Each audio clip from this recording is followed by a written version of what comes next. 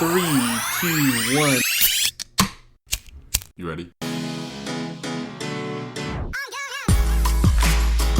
You're listening to the Real Pineapple Podcast Network.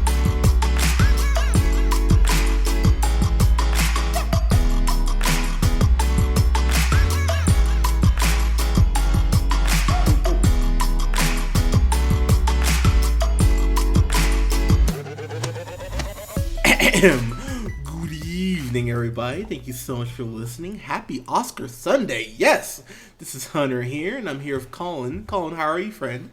I'm good, sir. How are you doing? Dude, I'm excited for Oscars this year, man. I think it's going to be a train wreck, and I'm not going to lie. It is. Dude, it's going to be so... 30 years since we haven't had a host, and that Oscar ceremony was very... not well remembered, so I'm really giddy, man. I don't know why the Academy didn't call me. You know, they could have had the best host ever hosting, but whatever. You know, God, what a misstep on their part, dude. I mean, Shakespeare wasn't appreciated in his own time. What are you gonna do? Not that you're comparing yourself to William Shakespeare or anything. Yeah, I could write a better romance novel, play, whatever. Sonnet. You literally beat me to it, damn it. But yeah, I mean, I'm sure the literary people, dear Hunter, William Shakespeare, but we have a strong literary contingent listening to us for sure. Well, we won't now, God, but thanks for shutting everybody out, but. It's all my fault. But I will just get this. I do want to bring this up at the top of the top here. Go ahead. We will be talking about the Oscars for sure later this week because I'm really curious on what's going to happen tonight. It's either way. And let's be honest, man. The Oscars are always so divisive. Like people are either like, oh, okay, yeah. Or people are just like, this is bullshit. You know. So no matter what happens, someone will be unhappy.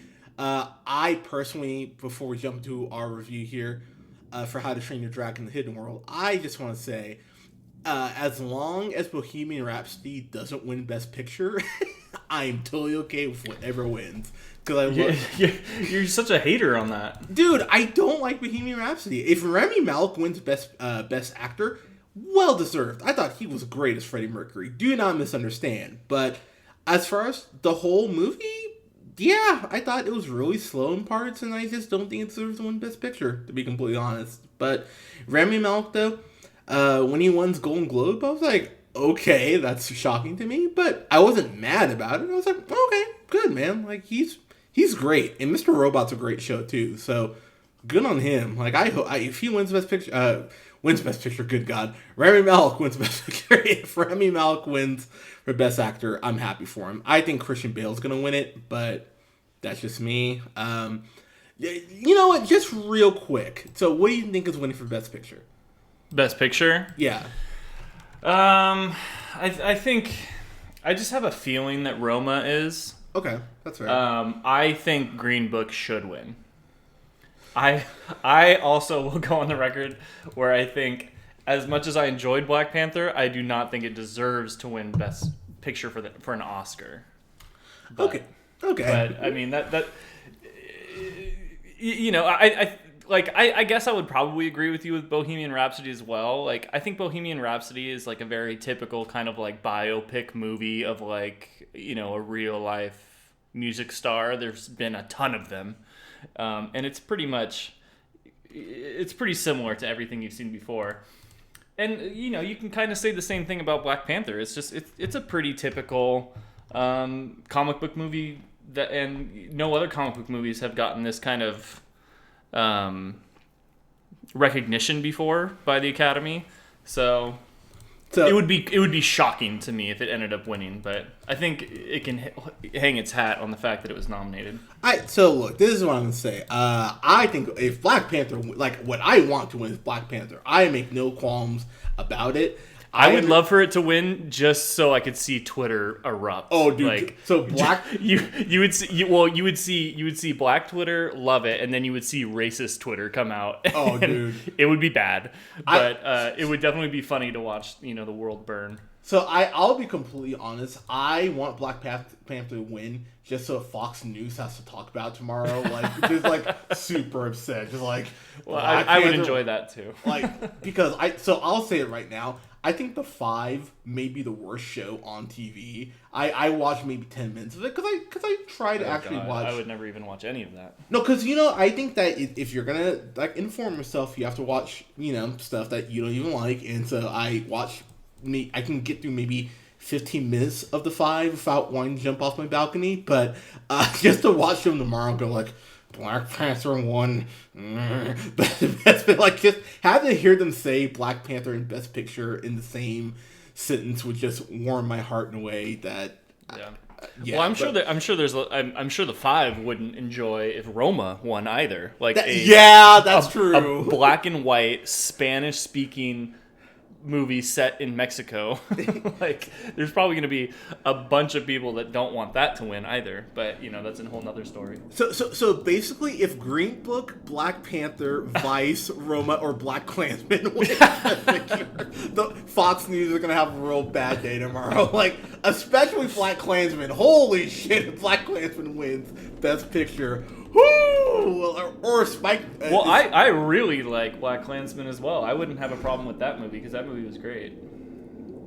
I do agree. Like, I think Green Book's gonna win. I actually think Green Book. I think Green Book is definitely a better movie than Black Klansman, but Black Klansman's I like a lot. So they're right there for me. I think Black Klansman is fucking brilliant. That's the thing. Like, so this is the first year I can say I've seen every Best Picture nominee, and yeah, out of all of them I saw, I'd probably go Green Book 1. You saw The Favorite?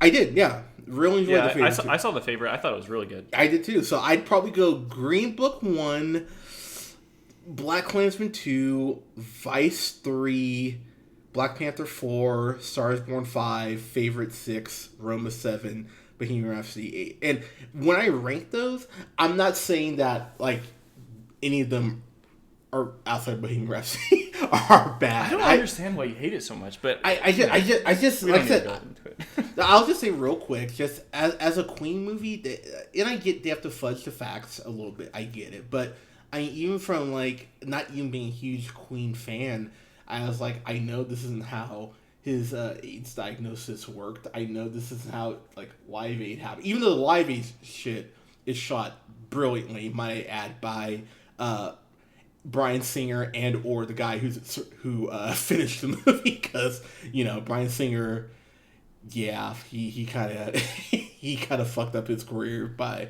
allegedly. Pardon me, but let me throw that out there real quick. But yeah, I'm just not a huge fan of Bohemian Rhapsody, but. Like I said, pretty much every film that I see for Best Picture, I'm like, okay, if you win, that's fine. Like I said, I think Rami Malek should win Best Actor. If he wins, I'm not mad. But out of the Best Actor nominees, and I'll just throw it out there real quick, because since we've delved into this, this is, is this even a review of How to Train Your Dragon in the Hidden World anymore? We'll get there in a second. I would just say...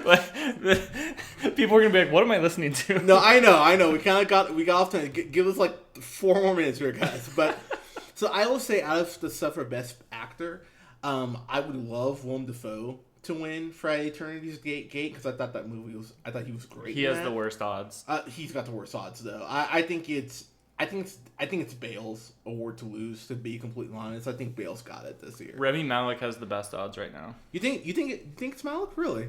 Well, in Vegas, I have the Vegas odds for everything up right now. Oh, okay. But Rami Malek is minus 600, Christian Bale's plus 300, so a substantial favorite in Rami Malek, but that's just because he won the Golden Globe, so you never know what the Oscars are going to do as far as that goes. But who do you want to win? What's that? Who do you want to win? Me? Yeah. I want Viggo Mortensen to win. That's fair, because I love Viggo Mortensen is the most charming kind of like turnaround story in a movie, like from the point in the beginning of that movie where he's like throwing away the water glasses that the black guys drink out of in his home, to the point where he's like defending Mahershala Ali's character, who he finds out is like a gay man who's also very courageous in going down to the South and doing all this. Like, I loved I just loved that character, and he played it so incredibly well, and he was so charming. I thought it was an incredible performance. That was my favorite. But I did love Rami Malek too. I like Bohemian Rhapsody the movie. Like, I don't know if it's in my top 10, but I really enjoyed it. So, and a lot of that goes to how well he performed as Freddie Mercury. So I would have no problem with Vigo or Remy. I don't know if I want Christian Bale to win for Vice, even though it was pretty crazy the job he did being. Like, I mean, the dude needs to stop gaining and losing weight so much. I actually read an article where he's like, I can't do this anymore. My health is getting really out of hand. Yeah, but I mean, that like, he's known for doing this. And once again, he like transformed himself into Dick Cheney, and it was very impressive. So, you know, it's hard to fault any winner in Best Actor. No, I agree. You know what's funny, as I will just say, is I feel bad for Bradley Cooper because I really thought he should have gotten the Best Director nomination. Honestly, I thought Peter Farrelly, you could have made a case for him for Green Book because he did a great job with Green Book. I will say for me, I want Vigo to win. Because I thought he... Yeah, I nice, thought we can agree on that. I thought he was great in Green Book. I mean, it's just... There's this point where in Green Book where he goes like you never had KFC before? Like, oh, you guys love fried amazing chicken. Scene. And I was like, oh, you fucker, but I do want some KFC. like I was mad. I was like, what do you do with the bones? This is what you do with the bones. He throws it out the window, and then he throws his drink out, and Mahershala is like, no, you're not littering. Yeah, like, I love Vigo, man. So Such a great odd couple story, that whole movie. This is the one category where if whoever wins in this category, I'm totally okay with them winning.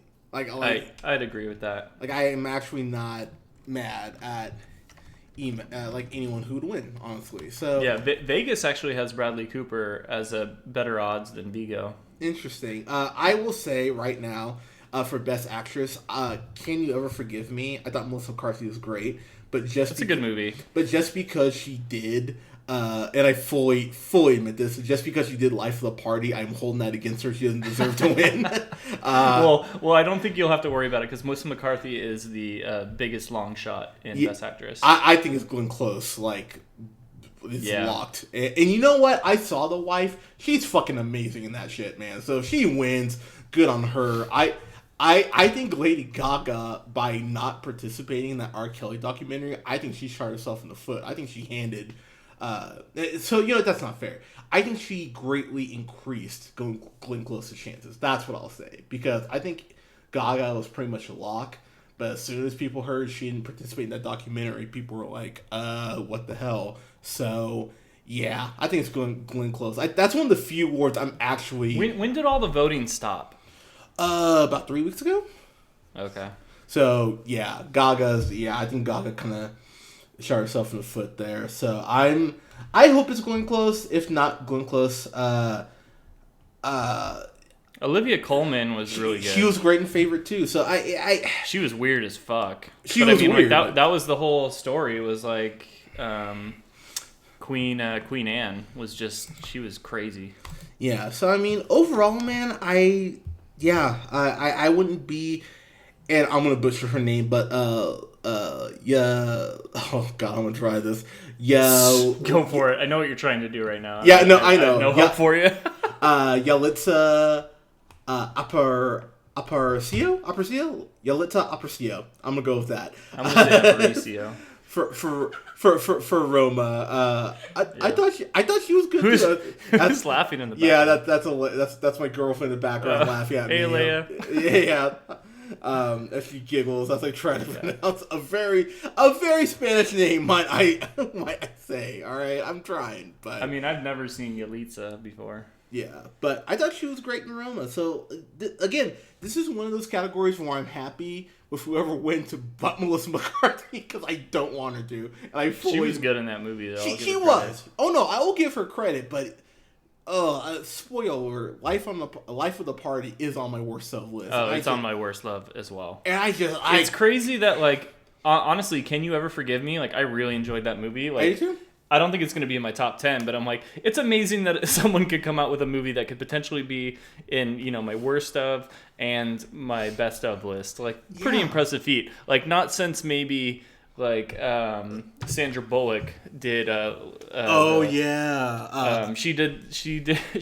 a Razzie and an Oscar in the same year. Yes. She got the Blind Side and All About Steve in the same year, which had Bradley Cooper in it, All About Steve. So if you've never seen All About Steve, I would almost recommend you seek it out just for how bad it is. It's cringy to watch. All About Steve is such a dog shit movie. God, I hate that movie. It's got Ken Jeong in it too. It's like, what the hell is going on? But yeah, so you can follow me, and I'm just gonna say it now as we jump in here.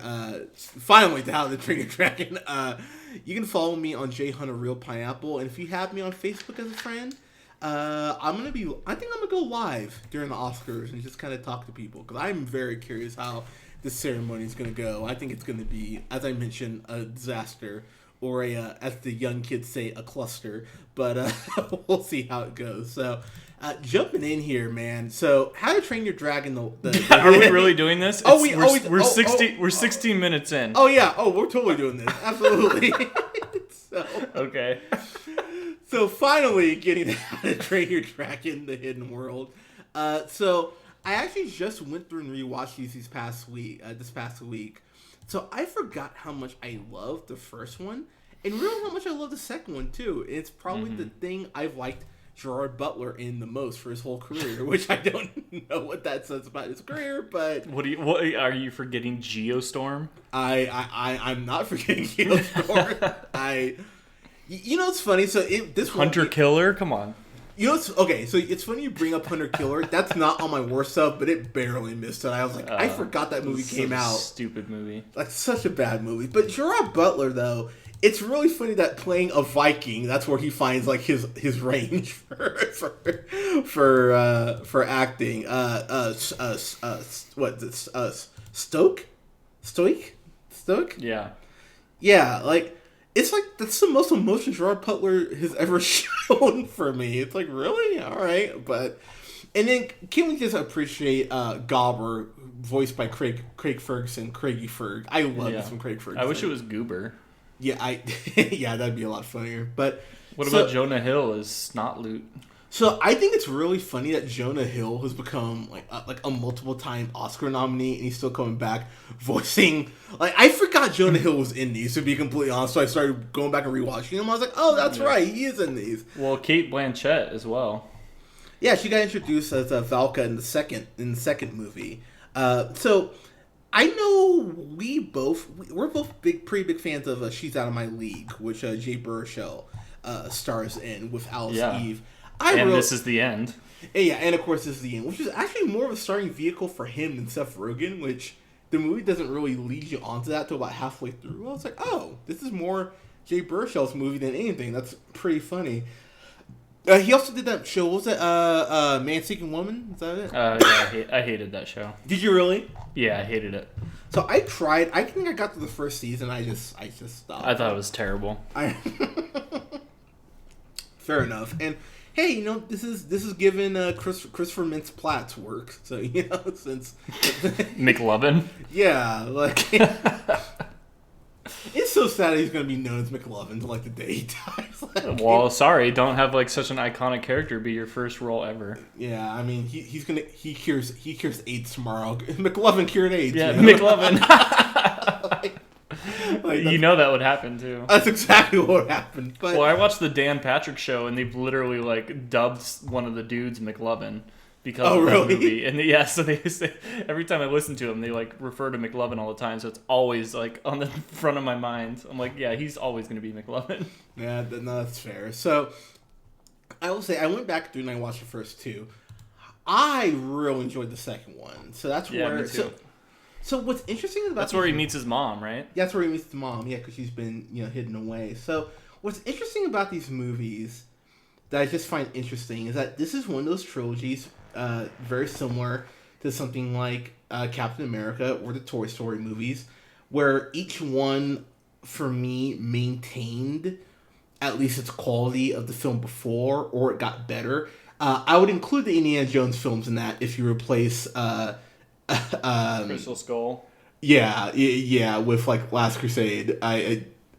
You know what's funny? I don't like Temple of Doom that much. I'm not a huge fan of it. I went back and watched. I love Temple of I Doom. went back and watched it maybe like 2 weeks ago, and I was like, but it wasn't as bad as I remember. I'd have to watch it again to honestly. The whole Calimar. What's the kid's name? Dr. Jones. Short round. Short round. How can you not love short round? Short round's great, but yeah, Temple of Doom's a shit. But I love these movies just because. So first off, the animation is top fucking notch. I mean, I know that Pixar is kind of the animation, they're the gold standard, but DreamWorks is good though. The DreamWorks, I don't think DreamWorks gets enough credit for how good they. I think they're like the clear number 2 to Pixar. I think they are too. Now, with that said, and I'm gonna say something very controversial that I think some people are gonna disagree with, but that's fine. I like these movies more than the Shrek movies. I do because Shrek. I do, yeah. And I don't think that's very controversial. No, so I think it would be for the first 2, but I remember that third Shrek. Yeah, but dude. Yeah. That third Shrek movie though is a dumpster fire. Well, Shrek is like a whole internet meme thing now. Like there's like a whole there was like a whole long thing of Shrek being dragged into jokes on the internet and memes, and all of a sudden like you'd be watching something and then All Star would break out from hey now you're an all-star, like that's pretty great. Damn it, what I can't think of the name. Smash Mouth. Yeah, Smash Mouth was like big in the Shrek movies, so people thought it's like really funny now to think back of how Smash Mouth was so iconic to the Shrek franchise. Yeah, like so DreamWorks had that trilogy, but of course they did the fourth Shrek movie because money. But with this one, it does give it a very, kind of feeling of finality to it. I went, like the way this movie ends. I went, I mean, you could kind of go back if you wanted to, but it does feel like this is the end of this. And they said they're stopping the TV shows because they have like the Netflix show or whatever, like Race to the Finish or In It to Win It, whatever it's called. But they're ending everything How to Train Your Dragon. Like this is it. And DreamWorks did Kung Fu Panda as well. And that's right. How the fuck did I forget about Kung Fu Panda? I love Kung Fu Panda. I love all you love Kung Fu Panda. Like you're a big DreamWorks fan. I am. Like I mean. A guy who's a panda who's cute and cuddly and black and white who learns kung fu reminds you of anyone, but did you learn kung fu at one point that I'm not aware of? I did learn kung fu, and I've been confused as black and white at multiple times in my life. But they also did Trolls though, so we can't forget about. Oh god, they did Trolls, and they did fucking Boss Baby. God okay, all right. Now I know me and Scott like Boss Baby more than you, but we weren't crazy about it. God, Boss Baby's so fucking stupid. But just to throw that out there. So I will say, I'm gonna throw it over to you to kind of get into the plot of this. I will say, I liked this movie until the last 5 minutes where I loved it, and I'll leave it at that for now. So do you kind of want to jump into the plot here? Sure, yeah. So we pick up here with Hiccup and Toothless. I think it's like a year after. Sorry. What? I was like, Hiccup. Well done. Thank you.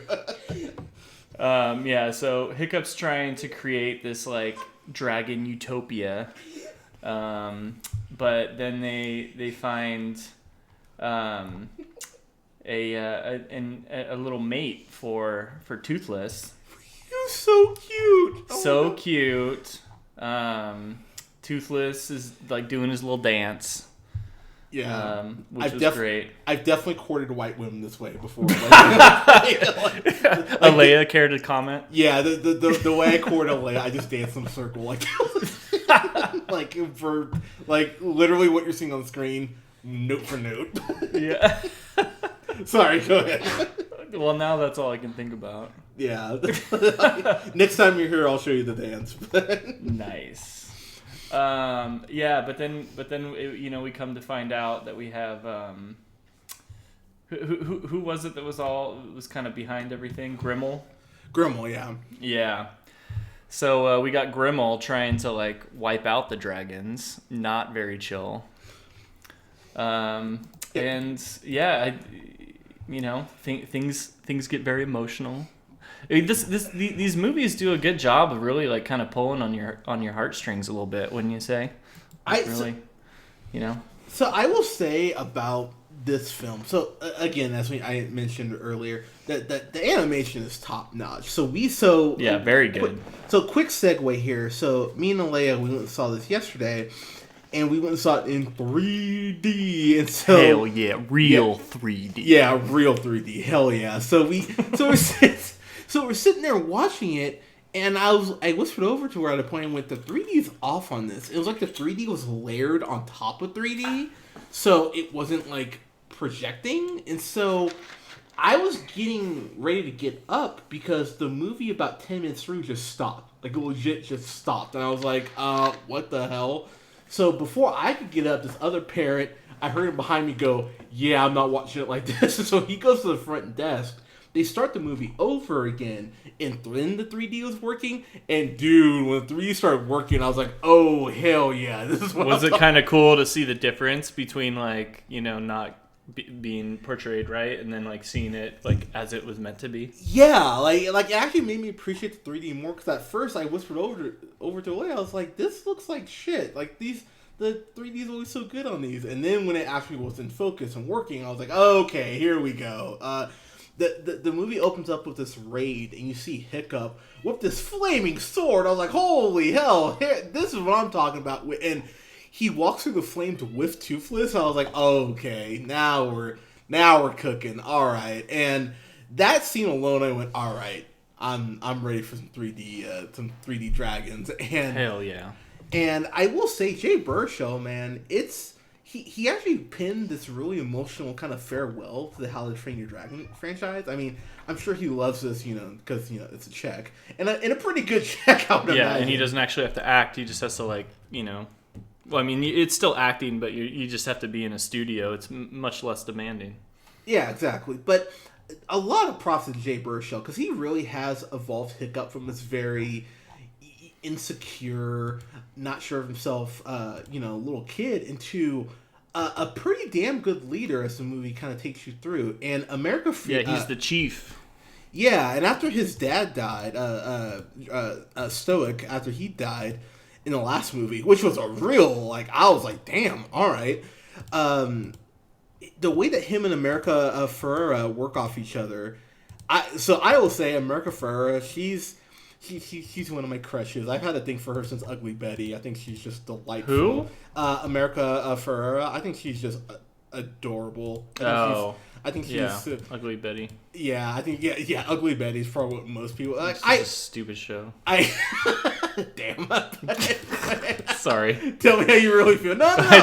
I hated that show. No, keep it real. That's why we're here. But she has a show, that show now, Superstore, that I really enjoy. Actually. Oh, you like Superstore? I like Superstore. I watched a couple episodes, and I was like, I don't know. I thought it was just it was very kind of run of the mill type of thing. Yeah, I like it. I mean, it's not something. I mean, it's not as good as A Good Place, but I like it. I could see how it's a lot of cheap, easy jokes. You know what I mean? No, but sometimes you want that, right? You don't want something that's too fucking clever.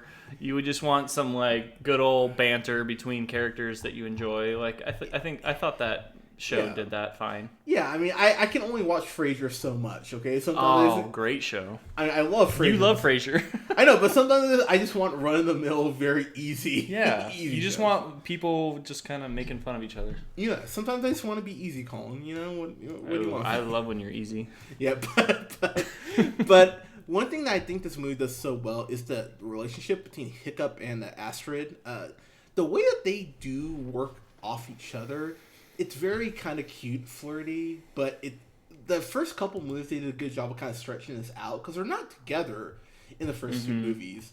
And even in the beginning of this one, it's more of a, I'm in charge, and you're kind of the closest thing I have to a girlfriend. So yeah, it's like, when are they gonna bang already? Yeah, in this children's movie, yeah, when are they gonna bone? When are they gonna get that like Top Gun like take my breath away scene? Yeah, when is your dragon gonna hook up with my dragon? I mean, that's basically what everyone is wondering. But the movie does a really good job of actually playing the relationship out. And I'm just gonna say right now, Toothless is one of my favorite characters in an animated franchise. I think Toothless is just fucking adorable, and when he does meet the as Hiccup is trying to call her the light, what's she calling her, the Bright Fury, I think is what she's trying to call her. Night Fury. No. So not Hiccup. Toothless is Night Fury. You're right. Oh yeah. Yeah, but he's trying to call her a Bright Fury, I think is what. Bright it is. Fury. Yeah, there you go. And then Astrid immediately goes, "Oh no, she's more of like a light fury." And he immediately goes, "Yeah, yours is better." I went, "Yeah, that actually is like that is actually way better." So the first true interaction where Toothless is trying to impress this light fury, it really is just a showcase for the animators to go, "Hey, we got a budget. Look at what we can do with this budget." And you know what? I completely admit it worked on me. I was sitting there and I went, you know, animators, get yours. It's your time to show out a little bit. And Toothless is doing this whole, like, puts his wings up and, like, bounces around. Like, Toothless is like a cat, honestly. Like if a dragon could be a cat somehow, it would be Toothless. And there's this point where Toothless is sleeping and he's kicking his leg up, like, scratching himself. I'm like, oh my god, he's so cute. Like, he reminds me of Buster Dog. Yeah, like, so Colin he has a lot of Buster Dog qualities. Colin has Colin and his wife Nikki have a great French bulldog named Buster. Yeah, Frenchie. He's named Buster. Named after former MVP Buster Posey, and Buster. Yeah, Buster, 3-time World Series champion. That is true. when Buster is sleeping and he's like dreaming, he definitely kicks his leg and it's just the most adorable thing. And yeah, there's a lot of Buster in Toothless. Yeah, it's some of the best. Although Buster, on the other hand, has a big, full set of teeth, so it's a little different. Yeah, so you know, I kind of he bites. Yeah, Buster can definitely bite. I always forget. I want to say she's the long face. Yeah, she's a long face. Rough Nut. I forget that's Kristen Wiig. I'm always like, oh yeah, Kristen Wiig is in this too. I know. She does such a good job. She really does. I mean, so the voice acting here, I completely forgot that Eric is Kit Harington, like fucking Jon Snow. Like, yeah, Jon Snow, so funny. So I don't watch Game of Thrones. I know, and you're the worst. Look, dude, I tried. Okay, I don't even watch it either, but I just know people. Like, anybody that's a Game of Thrones nut is just like, oh god, you don't even know anything about anything. You don't watch Game of Thrones. No, it's really funny that I had it's like, oh, I review all these movies. Oh, you don't watch Game of Thrones? You're like, your opinion means nothing. Thank you. I've seen it. Like, I'm sorry, I don't have time to watch 8 seasons of. Isn't it up to 8 seasons, 7 seasons, something like that of TV? I don't even know. Yeah, I think there's like 8 seasons of Game of Thrones. Like, I'm sorry, I gotta pick my battles here, but so F. Murray Abraham. So you've seen him in quite a bit of stuff. He was in Robin Hood, the last really good Robin. That last Robin Hood movie they just. Oh yeah, that was up for a Razzie. Yeah, and it should have won everything. Well, no, because Holmes and Watson won, so I'm sure you're fine with that. Oh, that's right. Yeah, you know what? I am okay with that because God, I mean, you've seen F. Murray Abraham in so much stuff. He was in Grand Budapest, and I loved him in Grand Budapest. Amazing movie. Yeah, one of both of our favorite movies. And he was in Isle of Dogs too. So F. Murray Abraham, he's Grimmel, and Grimmel is just a grade A asshole, might I say. Yeah. So Grimmel sucks. So there's this point where Grimmel is talking about oh my god, why am I blanking on the character's name? Stoic. And he goes, oh, like, he says this offhand comment, like, oh, Stoic, oh, did something happen to him? I went, that's real cool, bring up the guy's dead father, like what a prick. And I will say, the first interaction between Grimmel and Hiccup, Hiccup thinks he's got Grimmel kind of on the ropes, and Grimmel has these basically drugged up mind controlled dragons that are just wrecking shop. I went, damn, okay. Yeah, it's pretty fucked up. It's really fucked up. He burns a good amount of the village up. Just the first time they meet, you go, oh, okay. Yeah, it's messed up, man. Burke is the name of the place. It's pretty crazy. So I will just kind of jumping in here. I think the character design is different enough for for each Viking. The dragons though, that's where the animators went, all right, we'll put a little effort into the humans, like they'll look different, but like different enough. The dragons though is where we're gonna just go ham and put all of our like creativity and everything, which, you know what, that's fine. It's called How to Train Your Dragon, not How to Train People. So if you're gonna put most of your creative energy, if you're going to put most of your creative energy into something, it would be the dragons. And, dude, the amount of dragons that are in this movie is kind of insane. Kind of your thoughts on that? Yeah, the dragons are awesome. Like, I really have to give a shout-out to the animators. Because, especially with the 3D, because I saw it in 3D as well. Like, man, it's just really cool to see all of that played out on the big screen. Like, I highly recommend seeing it in 3D on the big screen. It's very worth it. See it in 3D. Sorry. Yeah, it's very worth it. Like, that sucks that you had that initial kind of experience where it wasn't good, but I'm glad that it worked out. But, man, yeah, it's really visually stunning. Like, it's very, very, very well done. It's kind of the same feeling I had when I watched Incredibles 2, where I'm like, man, like, the action these days with animated movies, the bar has really been raised. Incredibles 2 was easy to notice because it had been so long since Incredibles 1. Agreed. But even this one, I mean, How to Train Your Dragon 2 was 2014, so that was 5 years ago. The first How to Train Your Dragon was 2010. So, I mean, that was 9 years ago. Yeah. So not as long as like Incredibles 2 to Incredibles 1, but I mean you're definitely seeing a difference and how impressive some of these animators have gotten, and these teams of animators. It's really fun to watch this type of stuff on the big screen in 3D. Like, this is what you really are paying the extra money for, to see it in 3D. Like, you're definitely getting your money's worth, I would say. So I will say this movie is really a cute overload. Like, there's a point where Toothless wants to play, which I've always given DreamWorks credit for this. Like, Hiccup loses his leg at the end of the first movie. I remember thinking like, that was funny what they were doing in this one with. But I remember thinking, wow, animated movies for kids don't usually go to that level of consequence, let alone the first movie. And I was actually impressed that they went there. I was like, oh shit, okay. So there's a point where Toothless is like following Hiccup. He's like, oh, you want to play fetch? You want to play fetch? And he grabs his leg, and like the attachment for his leg, and throws it. I was like, that was funny. I was like, oh, that's so cute. That's really adorable. So when so really the big plot for this is that you have Grimmel trying to go ahead and hunt down Hiccup and his whole clan, but Hiccup's dad, he was obsessed with with finding the hidden world, which is where dragons are just hidden from everything. And they did a really good job with the flashbacks here with Hiccup and Stoic.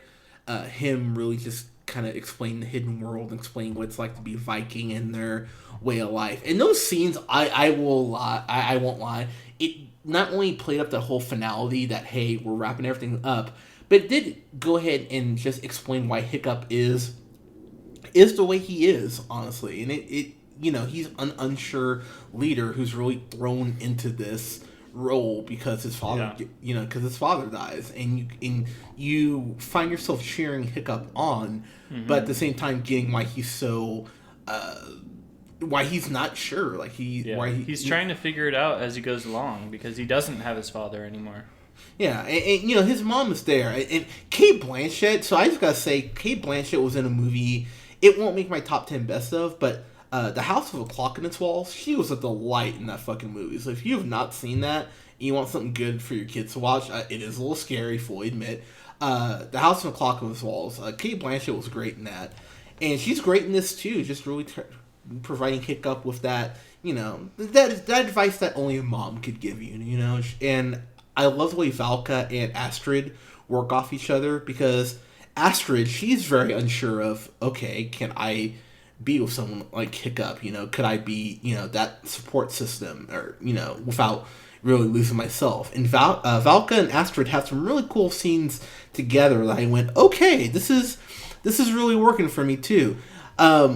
I'm going to tell you right now, the scene that just blew me away as far as animation is concerned is when they finally find the hidden world, and it really looks like the Northern Lights when they first enter. I was like, in 3D, I was like, holy shit, this looks amazing. Yeah, that was cool. Like, the color palette, I was like, oh my god. So we were in a theater full of kids, because, why wouldn't we be? Yeah, me too. Yeah. I was rocking that creeper vibe. Yeah, this is, I'm very happy I was with Alea, because if I just walked in by myself, you're like, whoa, what are you? Yeah, I was by myself. It was awkward. Yeah, now you know how I feel pretty much every week when I go see it. But, dude, the kids, so, sometimes it's hard to sit through kids' movies, because kids get fidgety and all that. Kids were awing at the right part. Kids were laughing at the right part. That's the most probably well-behaved theater I can remember for a kids movie in a while. Kids were kids are probably very appreciative of this franchise. They've probably been watching the Netflix series and all that too. Yeah, and it was really cool for an anime movie to not just be like, it's a bunch of snot-nosed little kids. Let's put a bunch of bright lights and no plot and whatever, like planes or yeah, it's like fucking show dogs. Yeah, that might be my top 10 or something. But so as far as a complaint on this, I was really racking my brain. I'm gonna be real with you, dude. I didn't have anything. I really was looking through some reviews and stuff, and I guess you could say the villain's not super deep. He just kind of hates dragons because, and even the reason he gave, he was like, yeah, dragons destroy and they kill, and you're out there, saying that. I think that's good enough reason. Yeah, and I was like, yeah, that's actually a pretty decent reason, all things considered. And I like the way they kind of tied his origins with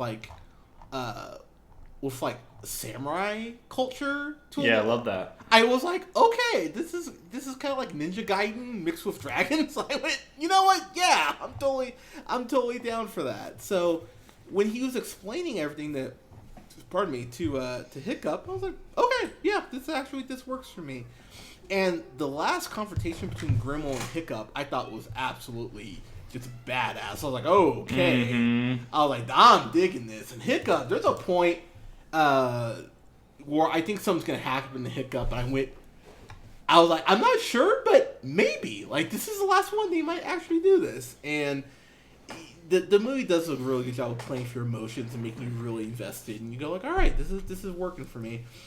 I will say right now, I was at an A for this movie until the very end, when you see adult Hiccup married to Astrid, and you see their kids, and I just went, oh my god, no way. And Hiccup is rocking the man beard, might I say. Yeah, hell yeah. He is rocking the beard in a way I went, alright. Spoiler alert, by the way. yeah. But he's rocking the beard in a way I went, you know what?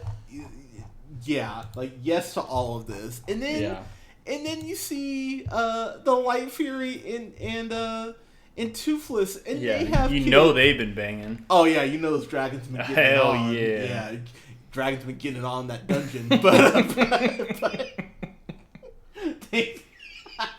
yeah, you like lightning and the thunder. I imagine dragons. I'm imagining dragons banging. Solid Imagine Dragons reference, bro. Imagine them dragons banging. I don't even know what to say. You know what? At least this had the balls to do what Hitch didn't do. It had a big. Wow, you're still hanging on to what Hitch didn't do, huh? Yeah, I'm just saying it was supposed to be Cameron Diaz instead of Eva Mendes. Just throw that out there, but. Oh, that's funny. But But you see Light Fury and Toothless kids, and they have the little white tummies. I was like, oh my god, he's so cute. So cute.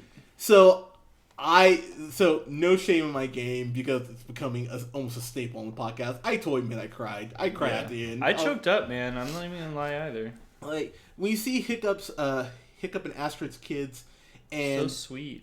And initially, Toothless looks at him like, "Who the fuck are you?" And gets close, and then attacks him. I just went, "Oh my god!" And like tickles him, and I was just like, "This is precious." And so it's cute. It's a callback to the first movie, and where rightfully so, Hiccup and Astrid's kids were like, "Oh shit, okay, giant dragon," and he just goes, "Hold your hand out," just like Hiccup did in the first one, and Toothless just leans into the hand. I just went, "Okay, this is precious in in every way," and I was just went, "Yep, I love this so much." So I'm gonna give this an A+. I reserve the right to change my review at the end of the year for my best stuff for this year. But this is an A+ for me. I thought this was just so well done, top to bottom. And the action scenes too in this are so good. The score, and again, it feels like this is done. And if this is how it's gonna end, which everyone has said this is it, hell of a way to end it, man. So yeah, A+ for me. Colin, your thoughts and final thoughts and grades, sir. Yeah. So. Man, we got a lot of movies coming out this year. We do. For animated movies, I mean, a good amount. We already had the Lego Movie 2. Yeah. We got the Secret Life of Pets 2. Yep. We got Toy Story 4. Yep. We got Frozen 2. Yep. We got Angry Birds Movie 2. Which I'm actually kind of excited for. I'm not gonna lie. It looked like fun. I mean, there's just a ton of stuff, but I have to say, we got. Well, Dumbo. I don't think Dumbo's live action. Yeah, it's live action. Yeah. So, anyway, as far as animated movies go, like I would, I think this is the bar for 2019. I think this was so good. It was so sweet. It was the end of a trilogy, and a lot of times trilogies struggle to really put a nice conclusion, tie a good bow on everything. I thought this movie did a really good job. I thought this movie was very sweet. I thought it was awesome. I don't have a lot of negative things to say about this. It was just really enjoyable. This is the type of movie where seeing it in a theater with 3D is totally worth it. Like, totally worth the extra price of admission. You just... It feels like it's more than just a movie. If you were to rent this movie after the fact when it's on, Amazon or Redbox or whatever, and you just watch it at home, you'll enjoy it, but you're really missing out on what this movie really is, which is an incredibly well done 3D movie. And as the conclusion of a trilogy, and I guess some spin-off TV shows as well, this just kind of did everything right. So to me, this was an A+. I really enjoyed it. I'd be surprised to see if anything was better. I know Toy Story 4 is going to really bring the heat, so we'll see. But man, How to Train Your Dragon, The Hidden World, A+, in my opinion.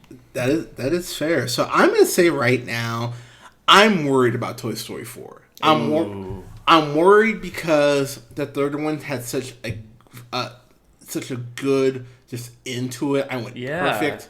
So them going back to the well again, I'm a little worried. I'm gonna be completely real. Yeah. Toy Story 4, man. Toy Story 3 was universally loved.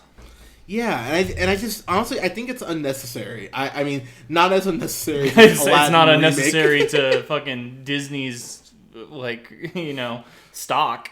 Dude, I know. And I know the thing is Disney at this point can just put out whatever and it'll pretty much make money. But they're just trying to make money, dude. I get it, man. But just And you know, maybe that's their whole plan, is that, you know, they put out Aladdin, and Aladdin is so bad that people Aladdin. are begging for Toy Story 4. Jesus fucking Christ. Like, maybe that's their brilliant plan, you know? They're like, hey, we got you with Captain Marvel in-game and in-game, yeah, and then, oh, we're putting out Aladdin, oh, God, oh, but don't worry, and then, like Frozen 2, like, you know, like, both of us are probably not gonna like Frozen 2, but you know there's this giant fan base for Frozen, incredibly huge fan base for Frozen. So Frozen 2 is gonna make a boatload of money. So I'll say it right now, and I stand by this. I think Tangled is a way better film than Frozen 2.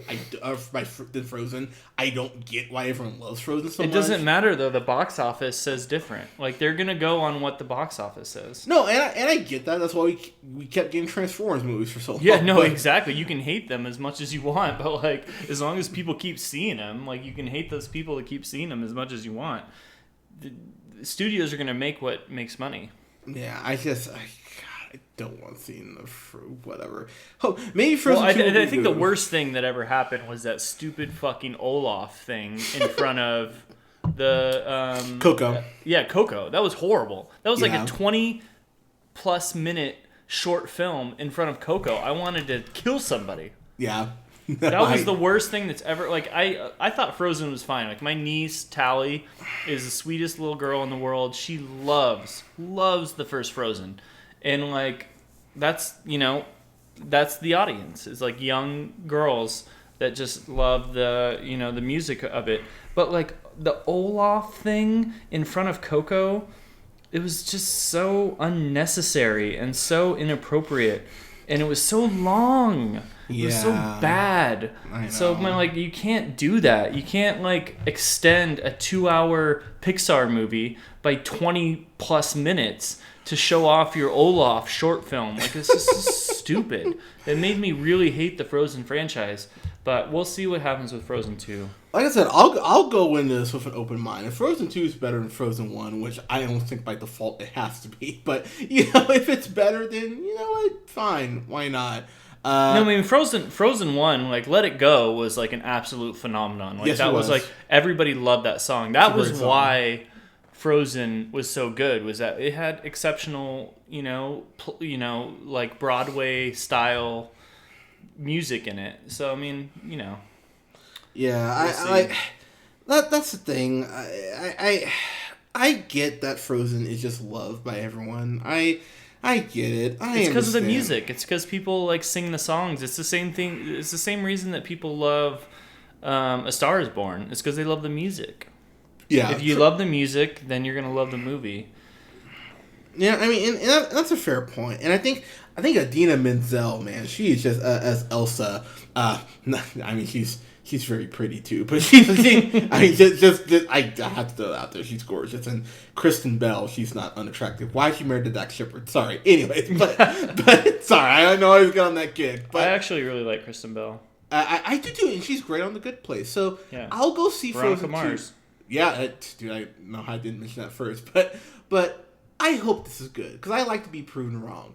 And, you know, so if Frozen 2 is great, I'll be like, hey, you know what? Frozen 2 is way better than the first one. This might be one of those rare instances where the sequel is better than the original. You know, I mean, who knows? It could be the Winter Soldier of animated films. Oh, how good is Winter Soldier? Yeah, you know, right? I mean, just saying. But so good. Yeah, but you know, Disney's getting a little.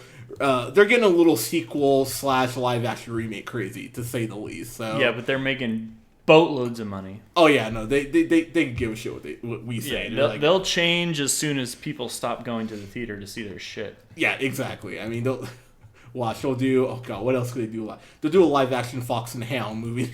Oh Jesus Christ, man, dude, Fox and the Hound is so sad.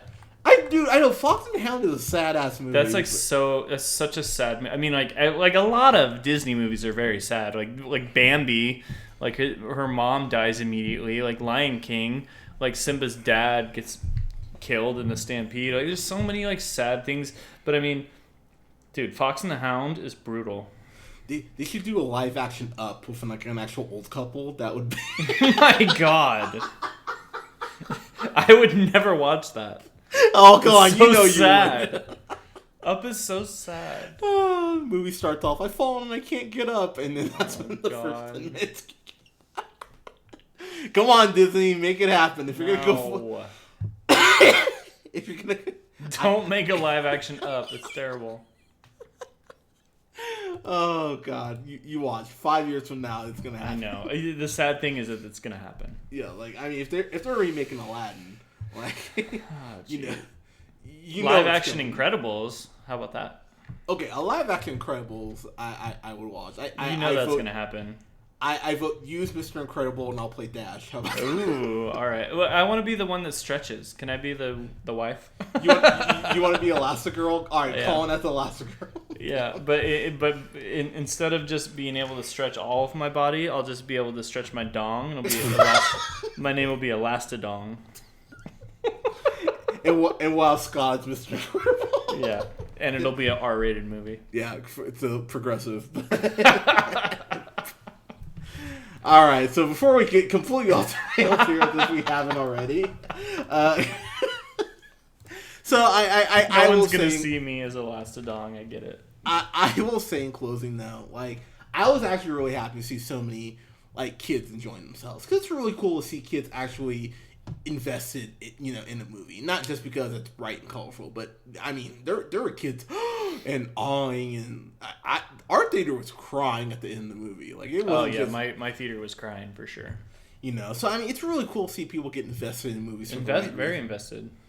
So guys, let us know what you thought about I would be curious to hear what people's favorite, like how they'd rank the 3 movies. I'd probably go 3, 2, 1 myself. Ooh.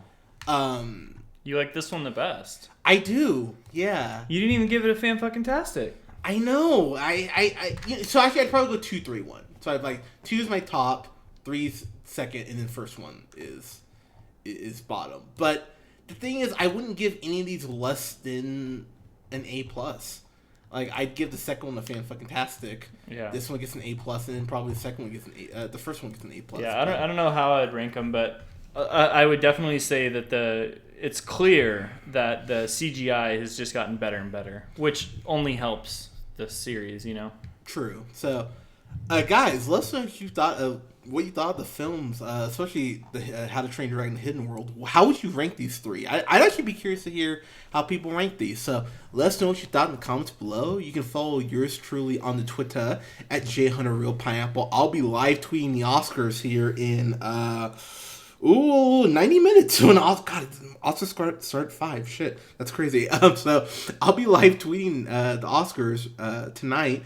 You can go ahead and follow Scott on Twitter at Nearman1st. You can follow Colin on Twitter at The Real O'Neill. And you can like us on Facebook at The Real Pineapple. And you can follow us on SoundCloud, Podbean, iTunes, Google Play Music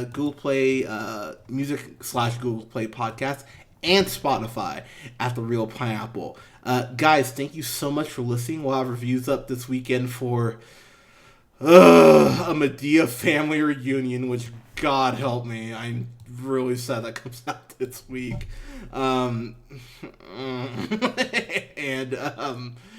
actually we'll have a review up this weekend too for Anna in the Apocalypse, which I'm really excited to talk about as well. Way more excited than I am to talk about Tyler Perry's Medea's family funeral. But guys, thank you so much for listening. We'll talk to you guys soon. Take care. Bye.